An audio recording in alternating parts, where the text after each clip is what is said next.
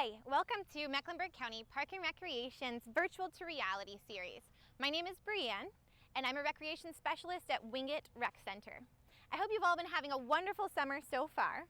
One of my personal favorite things to do in the summer is to lay out in the grass and look up at the sky. I like to watch the clouds drift into all of their different shapes and ponder the great mysteries of the world, like how do airplanes stay up? Let's take a look at the science, specifically the physics, that allow us to fly. As North Carolinians, we all know the great tales of Orville and Wilbur Wright gaining control and flying the first aircraft at Kill Devil Hills near Kitty Hawk. But did you know that humans have been attempting to fly since 400 BC with the invention of the kite in ancient China? Or have you heard about Leonardo da Vinci's fascination with birds and aerial warfare? In fact, in Da Vinci's Codex on the Flight of Birds, he observed one of the 4 forces of flight long before it would be defined by Sir Isaac Newton. The history of man's relationship and intrigue with flight is vast and worth checking out, but today we are only going to focus on the 4 forces of flight. For objects and animals to fly, they need to manipulate 4 different forces within the natural world. These forces have names and affect other things within the natural world. The 4 forces of flight are weight, lift, drag, and thrust. Weight is the force of gravity on an object, often considered as a force down towards the earth. The gravitational force is a field force, so the source of the force does not have to be in physical contact with the object to generate pull on that object. Lift is the force that directly opposes the weight of an object and holds it in the air.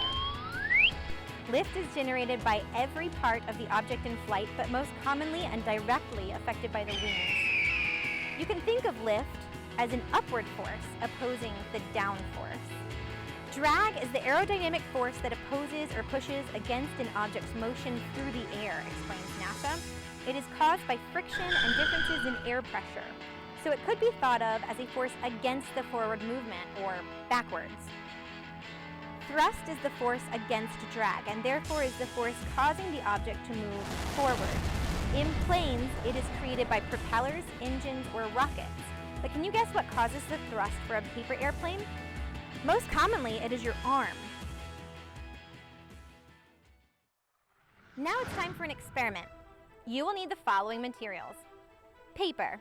You can use regular paper, construction paper, or cardstock, which is a nice heavy paper. Paper clips, string or streamers, glue or tape, pipe cleaners, balloons, other types of fasteners, napkins, an orange, a kitten. No, not a kitten. Okay, so once you have gathered all of your materials, leaving little patches out of it, begin by folding several standard paper airplanes. Once the airplanes are finished, start modifying their designs by adding some of your materials to them. Keep one plane plain, with no bells or whistles or streamers or glue. This will be your control in the experiment. Think about the 4 forces of flight. What elements or materials might help to create lift or thrust? What materials might add some weight or drag? All these considerations will change the flight pattern. Get creative and write down your hypotheses for each plane or for each modification. For example, this is the Lucky Star model I created, and I think the streamers will add more drag through the air and the paperclip nose will add more weight. So if I throw it hard enough, I hope it stays in the air longer than the unmodified plane. Now take your creations outside. Do not throw untested airplanes indoors for the safety of parents, siblings, and little pets. Practice throwing your planes. Remember that since they are designed to change the flight pattern, the first flight may be a little strange. Throw each plane several times to get to know its flight patterns and observable differences from the plane. How did your hypotheses stand up to the experiment? Well guys, I hope you had fun exploring the 4 forces of flight with us today.